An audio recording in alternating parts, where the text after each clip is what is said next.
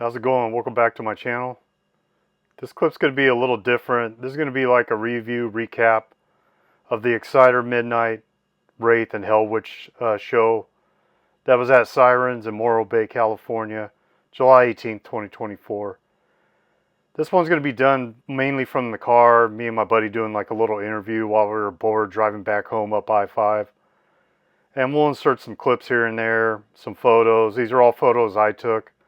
I didn't get any of Hellwitch. I do apologize for that. We showed up right when they started and just went right to the stage, and I forgot to pull anything out and record it. So yeah, let me know what you guys think. Comment down below. Tell me if you like this style of recording or not. Alright, let's go. Heading in the car, going up I-5 northbound. Just left Kettleman City. Got some in and out. Recovering from yesterday's show, right? When saw Exciter, Midnight, Wraith, and Hellwitch in Morro Bay, California. So all bangers. Yeah. So here with my buddy Jason. So we're gonna just talk about it for a little bit. Recap. So what'd you think, bud? So second time I've seen Exciter. Been a fan since 11 years old, and I've seen him twice now in a matter of months, 4 months. Yeah. From Omega Fest in Berkeley, who I thought they were just amazing, you know. Yeah. And they're better than they are on record. I always liked their records, and they were just one of those bands I never saw. So I was just, and when you said, hey, let's go to that show, I'm fully in. Yeah. It'd be my fourth time seeing them. I saw them in 2018 at Los Angeles Strike Fest with the complete original lineup. And then Hell's Heroes 2 years ago, Omega Fest with Jason here, and then last night. So yeah, they're an institution now, and yeah. I think if more people saw them, you know, once maybe younger, you know, people that are getting into it, they're not some old man heavy metal band. They're, you know, they're not 21 anymore, but I don't think they're holding back at all. I think they do everything perfect. They're not an embarrassment to themselves. They're brilliant, I think. I don't know. Yeah. I know Beeler, you know, he can't really scream like he used to. I mean, nobody can hold that kind of a voice over the years. Especially he's 62. I looked it up, and he's still playing amazing drum-wise. They're still full of energy. Like, you can't even tell that they're that old, you know? And Dan, it sounds like, has put a boot up their ass, you know. Danny DK, that is, the new guitarist. Yeah. And Alan admitted that when we were chatting, because we got he talked to him at the bar. A really cool thing, we got to see Soundcheck, which was really, you know, kind of like a treat, and it was a real intimate venue, you know, and it was great. But we got to talk to Alan, and then we later talked to Dan, but it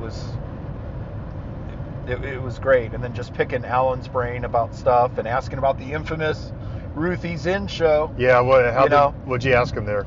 Explain the Ruthie's Inn. Well, Ruthie's Inn is a infamous story. I'm not a Bay Area guy. I was born in Fremont, but I was mostly Sac and North Nevada. But the Ruthie's Inn is that supposedly Exciter just showed up, looked at Ruthie's Inn and said, nope, we're not playing this shithole, or something like that. And what Alan had said was, we heard there was no PA and there was no lights. And back then, you know, it was word of mouth, you know. Yeah. And back then, I guess their light show was important to them, or, you know, drum risers and that kind of stuff. Traveling with the rig and all that, yeah. Yeah. And Alan says, looking back, we made a mistake, and he admitted it. It was kind of interesting, you know, and I didn't want to, I kind of felt uncomfortable, like I was calling him out, like, no, I wasn't there, but, you know, a friend was. Yeah. Our Curtis, friend, go ahead. Our friend Curtis had to, you know, take 2 trains, a bus from Auburn, California, all the way down to Berkeley just to find out. And he had supposedly talked to one of them, I don't know which member, and said, hey, man, you know, what the fuck, dude? I just came, you know, 3.5 hours. Yeah. And who knows what And we had a 5.5 hour drive. Yeah. So, and then we got we're halfway through our 5.5 on the way home, but yeah, totally worth it. And yeah. But yeah, this Ruthie's it's. Did they bring it up in Murder in the Front Row of the book? That story might be in. It might be in there. Maybe, I'd have to go back and look at it. I haven't looked at that book in a few years. Yeah. I need to go back and look. Yeah, they were stellar, and I'm a big knock me out. Give me 60 minutes of full on instead of 2 hours of up and, you know, like Exciter's got, you know, dynamics. They're just I don't know. Yeah. It's and then what do we say they played? 50 minutes, 55? Yeah, it was. And it was just at 50 minutes. Yeah, and I was fine with it because what it seemed like was Midnight played too long, in my opinion, and they were great, and they seemed to be the most popular band of the night. Yeah. You know? It definitely felt like a co-headlining thing. Yeah, which is great. Midnight probably played an hour or more, but Jason's not as familiar with them as I am. Like well, most of the songs were all bangers to me. Yeah. But yeah, you're right. They were longer in the tooth for the night for sure. Which I picked up a Midnight book. I guess it's their merch girl. She wrote the book. It's about, instead of 1,000 Days in Sodom, it's like 1,000 Days on the Road or something like that. But I'm gonna crack that open. Yeah, I want to say it's bazillion points, but maybe it's not. But there's also an Eerie Von photograph book coming out from that same company. Oh, okay. Eerie Von from Sam Hain and. Oh, really? Danzig. Okay. Yeah, the original bass player. So yeah, incredible and night. You have a tour shirt for Exciter. Yeah, it's really cool. A picture of that. Something about the Gates of Doom or something. It's got all the dates on the back. That was opening night of what, about a 2-week run? Yeah. And then they're ending in Toronto, I think. Yep. After they do West but they hold. There's just something they haven't changed. They're just really good, and you know what you're getting with Exciter. Now that I've seen them twice, and it just I'm just impressed. And those first 4 albums, those are kind of legendary. Yeah, they're you know, Rushmore. Yeah. And there's just something about that. It's like self-effacing, or they're of the people, maybe because they're from Canada. I don't know, you know, whatever. But it's you know, if you can't get along with Dan Bueller, I don't know, you know, if you go up and shake his hand or say nice set, you know, if you can't get along with that guy, I don't think you can get along with anybody. Yeah, great guys. Yeah, so. Yeah. I was telling Jason before the show, I was like, dude, if they're there early, like they're really, because Dan and Bueller at Hell's Heroes, he was just standing in the walkway having a cigarette. Like everybody was just saying hi to him. Yeah. Super nice guy, man. Yeah. And like you said, this bar called the Siren, where they played last night. Yeah, the bar was open all day, so you could just go in there. And we got in there about 2 o'clock. No, it was about 1 o'clock. Yeah.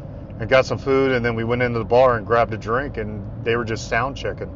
Yeah, we got to hear pounding metal, and I forgot what else they did. Yeah. But pounding metal in full, so. Yeah, that was killer. So we got to hear that twice, you know, solo and everything.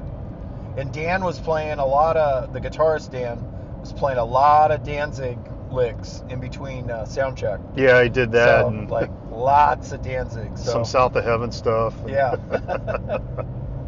And he was, at one point when Exciter was sound checking, he was walking around the whole entire room with his wireless. He was just kind of listening while he's playing guitar at the same time he's walking around. But you do that, you get a feel of the room. Yeah, he can hear the sound. Yeah. So. But they got their merch guys from from Screamer. Yeah, I think he's just a hired gun right now for Screamer, but he plays in High Spirits. That's his main band. Okay, yeah. Yeah. So yeah, and he was the same merch guy back in March, and if you can, all you Exciter fans out there, make sure you try to find one of these party mirrors that they sell. Yeah. The old fair in America, we'd sell them at the county fairs or whatever. You'd have a Motley Crue one, Iron Maiden, John McEnroe, like whatever was big in the late 70s, early 80s, you know. Yeah. And they still had some of the Heavy Metal Maniac ones, you know, with the blood on them, and they were pretty cool. Yeah. Did he make them, the merch guy? Did yeah. you say he made them? Yeah. Yeah, they're really cool. But yeah, they had, but what, 6 or 7 shirts. They had an old pennant, which I didn't buy, the Exciter pennant. Yeah. You know, old-fashioned pennant. Like all their catalogs still in print. Yeah, they had at least 3 albums on there. Shout out to Missy at Megaforce for keeping all that stuff in print. Yeah, a bunch of patches. They had a bunch of that stuff. Yeah, lots of patches. Yeah, but no, they're just a band, and their heart's still in it, and they kind of just bleed heavy metal. You know? Yeah, it's like they're lifers, and this is what we do. You know, and it's kind of. It's a thing now, and to know that those guys formed in the 70s, you know, they're before Anvil. Oh wow. So they're, you know, they formed in what, 78 or whatever. Yeah, because first album's like 81 or something, right? Is it 81? I think so. I don't know. So, geez, Curtis is the same age as Beeler. I just realized that. Yeah. Damn. So yeah, it's somebody who sings and plays drums like that. The only other guy I can think of is Chris Reifert from Autopsy, but he's in his later 50s. Like he's not in his 60s yet. And to get a little technical real quick is when you're a drummer and you're miking drums. I'm not a drummer. I play sloppy rhythm guitar, but when you've got too many microphones, especially a vocal mic, you know, all that feedback, you have to know what you're doing. Yeah. You gotta it's a thing. It's not just a one-time rehearsal and you figure it out. It's like something you have to do because Dan's got tons of fucking wet reverb. You know, it's crazy that, you know, hello, you know, and it's wet as fuck and it's crazy, but it says something because they still sound good. It's raw, but it's sonically sounds really good, and that's what was awesome. Without anybody, there was a dozen bodies in the room or 20 people or whatever. A couple of the bands were waiting to and it sounded wonderful. It was awesome during sound check, and then once the crowd was there, it was really good. I was really impressed, and that was a really interesting venue. We had really good food. Our Coors banquets were $6 $6. If you wanted a PBR, there were 4. So which is something. Yeah, they had hams. The killer menu for food. Yeah, the IPAs and stuff for 8. So it's not and crazy. We're used to, the last time we saw Exciter at the festival, the Omega Fest. Oh God. With Forbidden, I mean, those were $18 Tallboy Modelo's. Yes. And then you're given a $2 tip. It's $20 a beer. $20 a pop. Yeah. So that's the other fun thing, you know. Straight. And hey, we're gonna buy more merch. The cheaper the beer is, we're gonna buy. Everybody wins. Everybody wins. All you business owners out there. Yeah, if people are blowing all their money on your liquor, which you probably want, you don't give a crap, you know. Well, most houses take a percentage. I doubt the Siren, you know, did No, that. Probably not. You know. Yeah. But talk about the first, we came in like first or second song for, Hellwitch. I don't know what we were thinking. We were like, oh, it says 6:30, but I bet you that they probably start more near 7. So we ended up missing a few songs of Hellwitch. We got in right as they started. That's what happens when you're staying a block from the venue. Yes. You just get lazy and you're like, oh yeah, we'll be there on time. Yeah, literally we're a 2-minute walk. But when you drive 5.5 hours for something, you need to, you know. Yeah, we were screwing around playing pinball. There was a bunch of cool pinball machines right by the venue. Yeah, we played the new Alice Cooper. Yeah, new Pulp Fiction. Yep. That Pulp Fiction was fun. I like that. Yep. And then I played Jaws once, the new Jaws, and that was pretty sick. And then the guy that was actually, his pinball machines, he was servicing them, and he was working on the Godfather one. Yeah. So, but yeah, we got to pin, got some photos of like the beers we had, some like scary metal looking, you know. Yeah. beers from that place, and everybody was super nice in Morro Bay, really chill, little coastal bay town. There's a. We went from triple-digit weather to. Oh yeah, how big of a drop was that? We went from 103 degrees to what was it, 65? In a matter, and it was a 30-degree difference in probably what, 20 to 30 minutes. Yeah, 30 minutes tops. And we were just having a joke about watching the temperature just lower. So. Yeah. But it's a great time, and you know, and just we'll do it again. And Dan and I have already talked about it, and you know, maybe we should do a Canada run with them or something. Yeah. Just be their unofficial fanboys or whatever. Yeah. Or you know, Yeah, we'll for sure. load in, you know. So I want to be there's this dude Arthur, and he follows the band Hellfire, and he goes to every one of them. He's from like Alabama or some shit. and he flies out. Dude, he goes to every Hellfire show, Really? no matter where it is. Wow. Yeah, because I saw him in Sac, and then I saw him in Tulsa, and then it just. And then didn't we see another guy that you see a lot? The tall guy with the glasses, or is that somebody else? Oh, that kid, he was at the show today. Yeah, you ran into him in San Antonio. Yeah, so first time I saw him was on the plane going from Phoenix to Houston. And I was like, oh, cool. There, you start noticing the metalheads when you're going to a fest that are flying in with you. So I was like, all right, cool, man. And then the guy in the black shirt, right?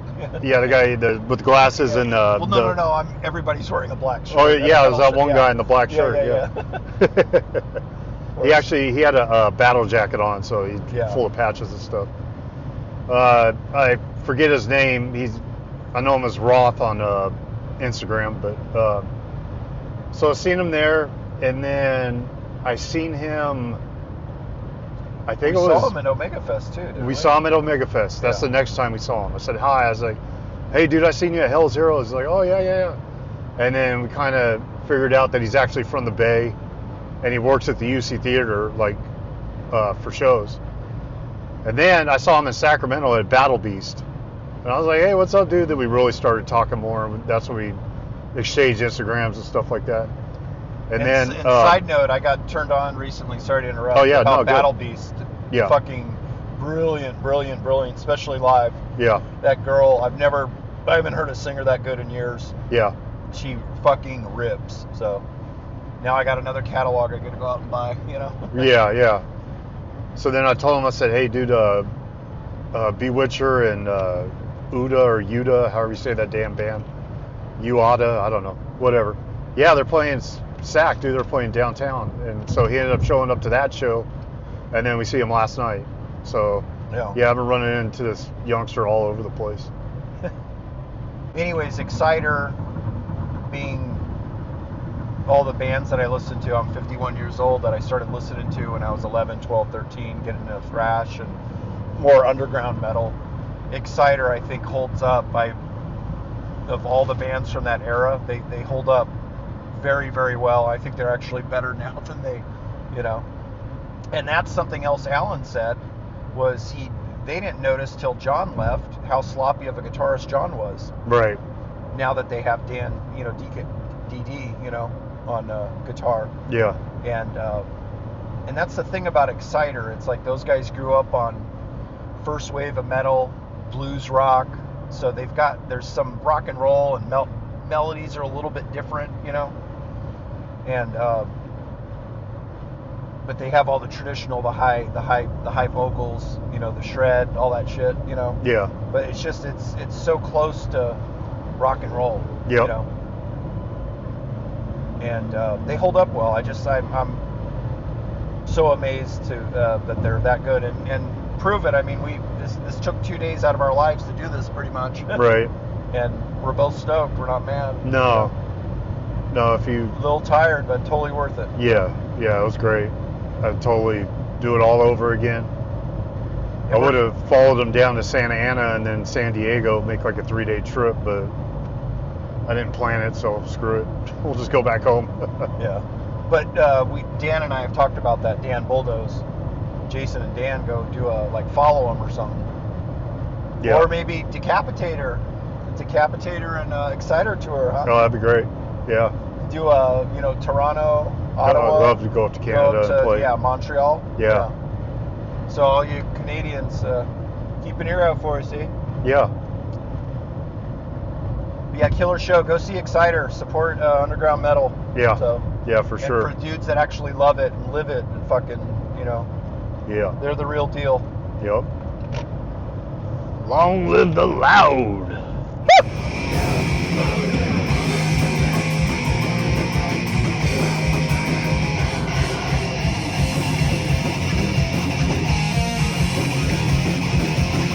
Morro Bay. What have you got to lose when you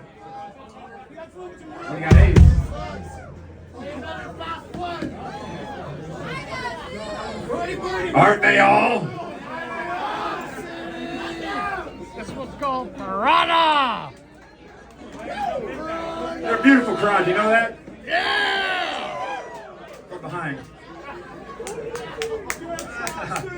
It's a real pleasure being back in the United States. We've been touring a lot of these fucking countries that don't speak English, which I'm fine with, but I don't get to fucking practice my fucking comedy routine, you know? The comedy routine is where it's at. Hold on, here's the next joke. I'm kidding. Making these up on the spot, as you can tell. All right. This one goes out to my pal Ace for reconnecting me with my fucking Dio Holy Diver shirt. Thanks, Ace. He's a fucking gentleman, man. He deserves a water, Ryan.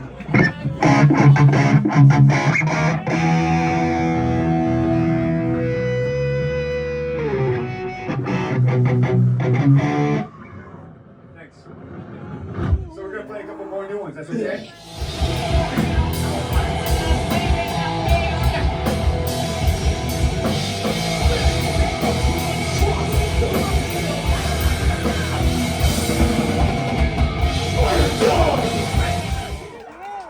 It's 40 fucking years for violence and force.